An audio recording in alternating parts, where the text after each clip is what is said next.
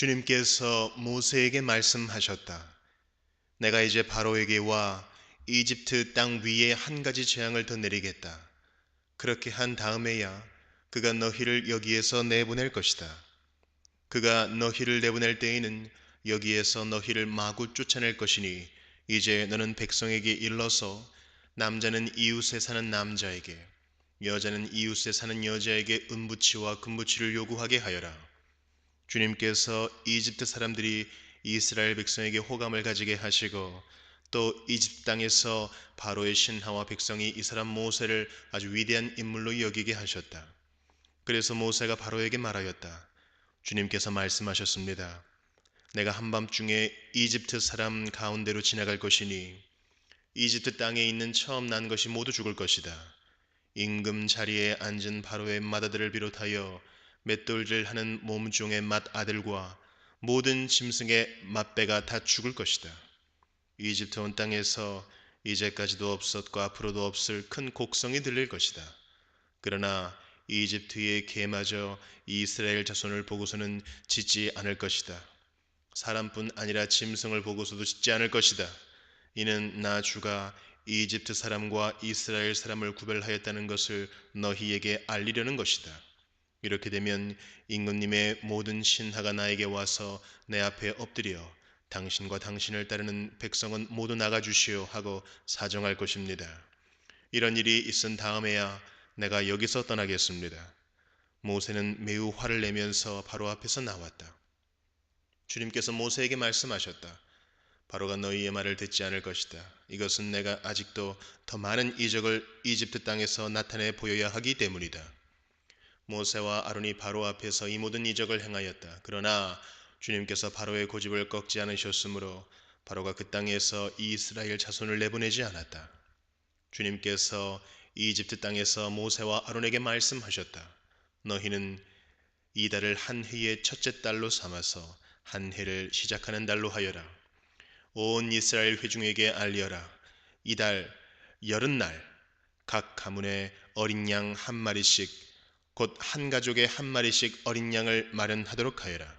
한 가족의 식구수가 너무 적어서 양 한 마리를 다 먹을 수 없으면 한 사람이 먹을 분량을 계산하여 가까운 이웃에서 그만큼 사람을 더 불러다가 함께 먹도록 하여라.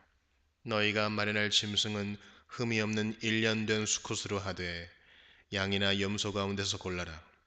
너희는 그것을 이달 열 나흔 날까지 두었다가 해질 무렵에 모든 이스라엘 회중이 모여서 잡도록 하여라. 그리고 그 피는 받아다가 잡은 양을 먹을 집의 좌우 문설주와 상인방에 발라야 한다. 그날 밤에 그 고기를 먹어야 하는데 고기는 불에 구워서 누룩을 넣지 않은 빵과 쓴 나물을 곁들여 함께 먹어야 한다. 너희는 고기를 결코 날로 먹거나 물에 삶아서 먹어서는 안 된다. 머리와 다리와 내장 할 것 없이 모두 불에 구워서 먹어야 한다. 그리고 너희는 그 어느 것도 다음날 아침까지 남겨두어서는 안 된다. 아침까지 남은 것이 있으면 불에 태워버려야 한다. 너희가 그것을 먹을 때에는 이렇게 하여라. 허리에 띠를 띠고 발에 신을 신고 손에 지팡이를 들고 서둘러서 먹어라. 유월절은 주 앞에서 이렇게 지켜야 한다. 그날 밤에 내가 이집트 땅을 지나가면서 사람이든지 짐승이든지 이집트 땅에 있는 처음 난 것을 모두 치겠다. 그리고 이집트의 모든 신을 벌하겠다. 나는 주다.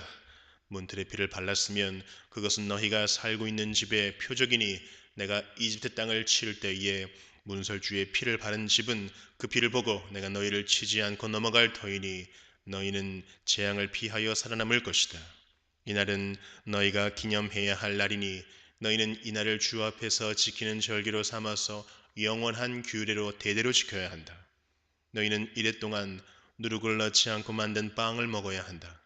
그 첫날에 너희는 집에서 누룩을 말끔히 치워라. 첫날부터 이튿날까지 누룩을 넣은 빵을 먹는 사람은 누구든지 이스라엘에서 끊어진다. 너희는 첫날에 거룩한 모임을 열고 이튿날에도 거룩한 모임을 열어라. 이 두 날에는 너희 각자가 먹을 것을 장만하는 일이 아니면 어떤 일도 해서는 안 된다. 너희는 무교제를 지켜야 한다. 바로 이날에 내가 이집트 땅에서 너희 온 이스라엘 지파를 이끌어냈기 때문이다. 너희는 이날을 영원한 규례로 삼아서 대대로 지켜야 한다. 너희는 첫째 달 열 나흔 날 저녁부터 그달 20하룻날 저녁까지 누룩을 넣지 않은 빵을 먹어야 한다. 이래 동안에는 너희 집 안에 누룩이 있어서는 안 된다. 누룩 든 빵을 먹는 사람은 누구든지 외국인이든지 본국인이든지 이스라엘 회중에서 끊어진다. 누룩을 넣은 것은 아무것도 먹지 않아야 한다. 너희가 어디에서 살든지 이 기간 동안에는 누룩을 넣지 않은 빵을 먹어야 한다. 모세가 이스라엘의 장로를 모두 불러서 이렇게 말하였다. 여러분은 여러분의 가족들과 함께 먹을 양이나 염소를 준비하여 유월절 제물로 잡으십시오. 누가복음 14장. 어느 안식일에 예수께서 바리새파 사람의 지도자들 가운데 어떤 사람의 집에 음식을 잡수시러 들어가셨는데 사람들이 예수를 지켜보고 있었다. 그런데 예수 앞에 수종병 환자가 한 사람이 있었다. 예수께서 율법 교사들과 바리새파 사람들에게 물으셨다. 안식일에 병을 고치는 것이 옳으냐 옳지 않으냐? 그들은 잠잠하였다. 예수께서 그 병자를 손으로 잡아서 고쳐주시고 돌려보내신 다음에 그들에게 말씀하셨다. 너희 가운데서 누가 아들이나 소가 우물에 빠지면 안식일이라도 당장 끌어내지 않겠느냐? 그들은 이 말씀에 대답할 수 없었다. 예수께서는 초청을 받은 사람들이 윗자리를 골라 잡는 것을 보시고 그들에게 비유를 하나 말씀하셨다. 내가 누구에게 혼인잔치에 초대를 받거든 높은 자리에 앉지 말아라. 혹시 손님 가운데서 너보다 더 귀한 사람이 초대를 받았을 경우에 너와 그를 초대한 사람이 와서 너더러 이분에게 자리를 내드리시오 하고 말할지 모른다. 그러면 너는 부끄러워하며 가장 낮은 자리로 내려앉게 될 것이다. 내가 초대를 받거든 가서 맨 끝자리에 앉아라. 그리하면 너를 청한 사람이 와서 너더러 친구여 윗자리로 올라앉으시오 하고 말할 것이다. 그때에 너는 너와 함께 앉은 모든 사람 앞에서 영광을 받을 것이다. 누구든지 자기를 높이면 낮아질 것이요 자기를 낮추면 높아질 것이다. 예수께서는 자기를 초대한 사람에게도 말씀하셨다. 내가 점심이나 만찬을 베풀 때에 내 친구나 내 형제나 내 친척이나 부유한 이웃 사람들을 부르지 말아라. 그렇게 하면 그들도 너를 도로 초대하여 내게 되갚아 내 은공이 없어질 것이다. 잔치를 베풀 때에는 가난한 사람들과 지체에 장애가 있는 사람들과 다리 저는 사람들과 눈먼 사람들을 불러라. 그리하면 내가 복될 것이다. 그들이 내게 갚을 수 없기 때문이다. 의인들이 부활할 때에 하나님께서 내게 갚아 주실 것이다. 함께 먹고 있던 사람 가운데 하나가 이 말씀을 듣고서 예수께 말하였다. 하나님의 나라에서 음식을 먹는 사람은 복이 있습니다. 예수께서 그에게 말씀하셨다. 어떤 사람이 큰 잔치를 베풀고 많은 사람을 초대하였다. 잔치 시간이 되어 그는 자기 종을 보내서 준비가 다 되었으니 오십시오 하고 초대받은 사람들에게 말하게 하였다. 그런데 그들은 모두 하나같이 핑계를 대기 시작하였다. 한 사람은 그에게 말하기를 내가 밭을 샀는데 가서 보아야 하겠소. 부디 양해해 주기 바라오 하였다. 다른 사람은 내가 결의소 5쌍을 샀는데 그것들을 시험하러 가는 길이요. 부디 양해해 주기 바라오 하고 말하였다. 또 다른 사람은 내가 장가를 들어서 아내를 맞이하였소. 그러니 가지 못하겠소 하고 말하였다. 그 종이 돌아와서 이것을 그대로 자기 주인에게 일렀다. 그러자 집주인이 노하여 종더러 말하기를 어서 시내의 거리와 골목으로 나가서 가난한 사람들과 지체에 장애가 있는 사람들과 눈먼 사람들과 다리 저는 사람들을 이리로 데려오너라 하였다. 그렇게 한 뒤에 종이 말하였다. 주인님, 분부대로 하였습니다만 아직도 자리가 남아 있습니다. 주인이 종에게 말하였다. 큰 길과 산 울타리로 나가서 사람들을 억지로라도 데려다가 내 집을 채워라. 내가 너희에게 말한다. 초대를 받은 사람들 가운데서는 아무도 나의 잔치를 맛보지 못할 것이다. 많은 무리가 예수와 동행하였다. 예수께서 돌아서서 그들에게 말씀하셨다. 누구든지 내게로 오는 사람은 자기 아버지나 어머니나 아내나 자식이나 형제나 자매뿐만 아니라 심지어 자기 목숨까지도 미워하지 않으면 내 제자가 될 수 없다. 누구든지 자기 십자가를 지고 나를 따라오지 않으면 내 제자가 될 수 없다. 너희 가운데서 누가 망대를 세우려고 하면 그것을 완성할 만한 비용이 자기에게 있는지를 먼저 앉아서 셈하여 보아야 하지 않겠느냐. 그렇게 하지 않아서 기초만 놓은 채 완성하지 못하면 보는 사람들이 그를 비웃을 것이며 이 사람이 짓기를 시작만 하고 끝내지는 못하였구나 하고 말할 것이다. 또 어떤 임금이 다른 임금과 싸우러 나가려면 2만 명을 거느리고서 자기에게로 쳐들어오는 그를 자기가 10,000명으로 당해낼 수 있을지를 먼저 앉아서 헤아려 보아야 하지 않겠느냐? 당해낼 수 없겠으면 그가 아직 멀리 있을 동안에 사신을 보내서 화친을 청할 것이다. 그러므로 이와 같이 너희 가운데서 누구라도 자기 소유를 다 버리지 않으면 내 제자가 될 수 없다. 소금은 좋은 것이다. 그러나 소금이 짠맛을 잃으면 무엇으로 그것을 짜게 하겠느냐? 그것은 땅에도 거름에도 쓸 데가 없어서 밖에 내버린다. 들을 귀가 있는 사람은 들어라. 욥기 29장. 욥이 다시 비유를 써서 말을 하였다. 지나간 세월로 되돌아갈 수만 있으면, 하나님이 보호해 주시던 그 지나간 날로 되돌아갈 수 있으면 좋으련만. 그때에는 하나님이 그 등불로 내 머리 위를 비추어 주셨고 빛으로 인도해 주시는 대로 내가 어둠 속을 활보하지 않았던가? 내가 그처럼 잘 살던 그 시절로 다시 돌아가서 살 수 있으면 좋으련만. 내 집에서 하나님과 친밀하게 사귀던 그 시절로 되돌아갈 수 있으면 좋으련만. 그때에는 전능하신 분께서 나와 함께 계시고 내 자녀들도 나와 함께 있었건만. 젖소와 양들이 젖을 많이 내어서 내 발이 젖으로 흠뻑 젖었건만. 돌짝밭에서 자란 올리브 나무에서는 올리브 기름이 강물처럼 흘러나왔건만. 그때에는 내가 성문 회관에 나가거나 광장에 자리를 잡고 앉으면 젊은이들은 나를 보고 비켜서고 노인들은 일어나서 내게 인사하였건만. 원로들도 하던 말을 멈추고 손으로 입을 가렸으며 귀족들도 혀가 입천장에 달라붙기나 한 것처럼 말소리를 죽였건만. 내 소문을 들은 사람들은 내가 한 일을 칭찬하고 나를 직접 본 사람들은 내가 한 일을 기꺼이 자랑하고 다녔다. 내게 도움을 청한 가난한 사람들을 내가 어떻게 구해 주었는지, 의지할 데가 없는 고아를 내가 어떻게 잘 보살펴 주었는지를 자랑하고 다녔다. 비참하게 죽어가는 사람들도 내가 베푼 자선을 기억하고 나를 축복해 주었다. 과부들의 마음도 즐겁게 해 주었다. 나는 늘 정의를 실천하고 매사를 공평하게 처리하였다. 나는 앞을 못 보는 이에게는 눈이 되어주고 발을 저는 이에게는 발이 되어주었다. 궁핍한 사람들에게는 아버지가 되어주고 알지도 못하는 사람들의 하소연도 살펴보고서 처리해 주었다. 악을 행하는 자들의 턱뼈를 으스러뜨리고 그들에게 희생당하는 사람들을 빼내어 주었다. 그래서 나는 죽을 때까지 이렇게 건강하게 살 것이다. 소털처럼 많은 나날 불사조처럼 오래 살 것이다. 나는 뿌리가 물가로 뻗은 나무와 같고 이슬을 머금은 나무와 같다. 사람마다 늘 나를 칭찬하고 내 정력은 쇠하지 않을 것이다 하고 생각하였건만. 사람들은 기대를 가지고 내 말을 듣고 내 의견을 들으려고 잠잠히 기다렸다. 내가 말을 마치면 다시 뒷말이 없고 내 말은 그들 위에 이슬처럼 젖어들었다. 사람들은 내 말을 기다리기를 단비를 기다리듯 하고 농부가 봄비를 기뻐하듯이 내 말을 받아들였다. 내가 미소를 지으면 그들은 새로운 확신을 얻고 내가 웃는 얼굴을 하면 그들은 새로운 용기를 얻었다. 나는 마치 군대를 거느린 왕처럼 슬퍼하는 사람을 위로해주는 사람처럼 사람들을 돌보고 그들이 갈 길을 정해주곤 하였건만. 고린도전서 15장. 형제자매 여러분, 내가 여러분에게 전한 복음을 일깨워 드립니다. 여러분은 그 복음을 전해받았으며 또한 그 안에 서 있습니다. 내가 여러분에게 복음으로 전해드린 말씀을 헛되이 믿지 않고 그것을 굳게 잡고 있으면 그 복음을 통하여 여러분도 구원을 얻을 것입니다. 나도 전해받은 중요한 것을 여러분에게 전해드렸습니다. 그것은 곧 그리스도께서 성경대로 우리 죄를 위하여 죽으셨다는 것과 무덤에 묻히셨다는 것과 성경대로 사흘날에 살아나셨다는 것과 게바에게 나타나시고 다음에 12 제자에게 나타나셨다고 하는 것입니다.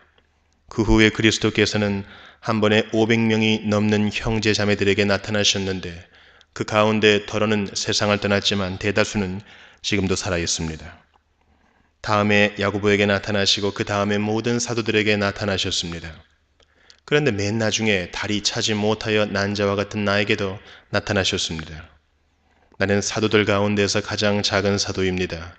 나는 사도라고 불릴 만한 자격도 없습니다. 그것은 내가 하나님의 교회를 박해했기 때문입니다. 그러나 나는 하나님의 은혜로 오늘의 내가 되었습니다. 나에게 베풀어 주신 하나님의 은혜는 헛되지 않았습니다. 나는 사도들 가운데 어느 누구보다도 더 열심히 일하였습니다. 그러나 이렇게 한 것은 내가 아니라 나와 함께 하신 하나님의 은혜입니다. 그러므로 나나 그들이나 할 것 없이 우리는 이렇게 전파하고 있으며 여러분은 이렇게 믿었습니다. 그리스도께서 죽은 사람 가운데서 살아나셨다고 우리가 전파하는데 어찌하여 여러분 가운데 더러는 죽은 사람의 부활이 없다고 말합니까? 죽은 사람의 부활이 없다면 그리스도께서도 살아나지 못하셨을 것입니다. 그리스도께서 살아나지 않으셨다면 우리의 선포도 헛되고 여러분의 믿음도 헛될 것입니다. 우리는 또한 하나님을 거짓되이 증언하는 자로 판명될 것입니다. 그것은 죽은 사람이 살아나는 일이 정말로 없다면 하나님께서 그리스도를 살리지 아니하셨을 터인데도 하나님께서 그리스도를 살리셨다고 하나님에 대하여 우리가 증언했기 때문입니다. 죽은 사람들이 살아나는 일이 없다면 그리스도께서 살아나신 일도 없었을 것입니다. 그리스도께서 살아나지 않으셨다면 여러분의 믿음은 헛된 것이 되고 여러분은 아직도 죄 가운데 있을 것입니다. 그리고 그리스도 안에서 잠든 사람들도 멸망했을 것입니다. 그리스도 안에서 우리가 바라는 것이 이 세상에만 해당되는 것이라면 우리는 모든 사람 가운데서 가장 불쌍한 사람일 것입니다. 그러나 이제 그리스도께서는 죽은 사람들 가운데서 살아나셔서 잠든 사람들의 첫 열매가 되셨습니다. 한 사람으로 말미암아 죽음이 들어왔으니 또한 한 사람으로 말미암아 죽은 사람의 부활도 옵니다. 아담 안에서 모든 사람이 죽은 것과 같이 그리스도 안에서 모든 사람이 살아나게 될 것입니다. 그러나 각각 제 차례대로 그렇게 될 것입니다. 첫째는 첫 열매이신 그리스도요. 그 다음은 그리스도께서 재림하실 때에 그리스도께 속한 사람들입니다. 그때가 마지막입니다. 그때 그리스도께서 모든 통치와 모든 권위와 모든 권력을 패하시고 그 나라를 하나님 아버지께 넘겨드리실 것입니다. 하나님께서 모든 원수를 그리스도의 발 아래에 두실 때까지 그리스도께서 다스리셔야 합니다. 맨 마지막으로 멸망받을 원수는 죽음입니다. 성경에 이르기를 하나님께서 모든 것을 그의 발 아래에 굴복시키셨다 하였습니다. 모든 것을 굴복시켰다고 말할 때에는 모든 것을 그에게 굴복시키는 분은 그 가운데 들어있지 않은 것이 명백합니다. 그러나 모든 것이 하나님께 굴복당할 그때에는 아들까지도 모든 것을 자기에게 굴복시키신 분에게 굴복하실 것입니다. 그래서 하나님은 만유의 주님이 되실 것입니다. 죽은 사람들이 살아나지 않는다면 죽은 사람들을 위해서 세례를 받는 사람들은 무엇하려고 그런 일을 합니까? 죽은 사람이 정말로 살아나지 않는다면 무엇 때문에 그들은 죽은 사람들을 위하여 세례를 받습니까? 그리고 또 우리는 무엇 때문에 시시각각으로 위험을 무릅쓰고 있습니까? 형제 자매 여러분, 나는 감히 단언합니다. 나는 날마다 죽습니다. 이것은 우리 주 예수 그리스도께서 여러분에게 하신 그 일로 내가 여러분을 자랑스럽게 여기는 것만큼이나 확실한 것입니다. 내가 에베소에서 맹수와 싸웠다고 하더라도 인간적인 동기에서 한 것이라면 그것이 나에게 무슨 유익이 되겠습니까? 만일 죽은 사람이 살아나지 못한다면 내일이면 죽을 터이니 먹고 마시자 할 것입니다. 속지 마십시오. 나쁜 동무가 좋은 습성을 망칩니다. 똑바로 정신을 차리고 죄를 짓지 마십시오. 여러분을 부끄럽게 하려고 내가 이 말을 합니다만 여러분 가운데서 더러는 하나님을 아는 지식이 없습니다. 그러나 죽은 사람이 어떻게 살아나며 그들은 어떤 몸으로 옵니까 하고 묻는 사람이 있을 것입니다. 어리석은 사람이여, 그대가 뿌리는 씨는 죽지 않고서는 살아나지 못합니다. 그리고 그대가 뿌리는 것은 장차 생겨날 몸 그 자체가 아닙니다. 밀이든지 그 밖에 어떤 곡식이든지 다만 씨앗을 뿌리는 것입니다. 그러나 하나님께서는 원하시는 대로 그 씨앗에 몸을 주시고 그 하나하나의 씨앗에 각기 고유한 몸을 주십니다.